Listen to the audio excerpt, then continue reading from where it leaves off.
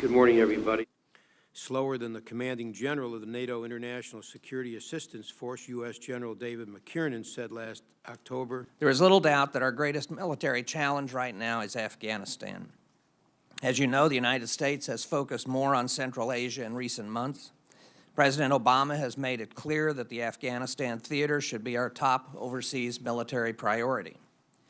There are more than 40 nations, hundreds of NGOs, universities, development banks, the United Nations, the European Union, NATO, and more, all involved in Afghanistan, all working to help a nation beset by crushing poverty, a thriving drug trade, fueling corruption, a ruthless and resilient insurgency, and violent extremists of many stripes, not the least of which is al-Qaida. Studies on these problems, to little avail. As in Iraq, there is no purely military solution in Afghanistan.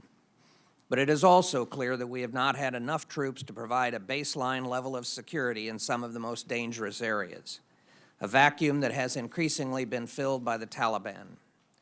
And that is why the United States is considering an increase in our military presence, in conjunction with a dramatic increase in the size of the Afghan security forces. What is the earliest that a 1st, 2nd, 3rd, and 4th additional combat brigade can deploy to Afghanistan, and why is this driven by our force rotation strategy in Iraq? Should the President make the decision the final decision to deploy additional brigades to Afghanistan, we could have 2 of those brigades there probably by late spring, and potentially a 3rd by midsummer.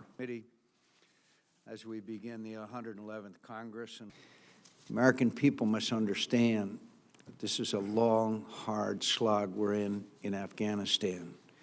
It is complex, it is difficult, it's challenging.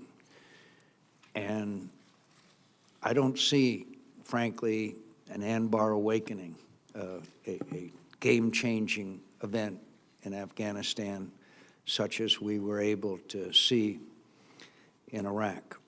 I ended up, toward the end of last year, punting a number of procurement decisions. The SOFA marks an important step forward in the orderly drawdown of the American presence. It is a watershed, a firm indication that American military involvement in Iraq is winding down. Even so, I would offer a few words of caution. Though the violence has remained low, there is still the potential for setbacks, and there may be hard days ahead for our troops.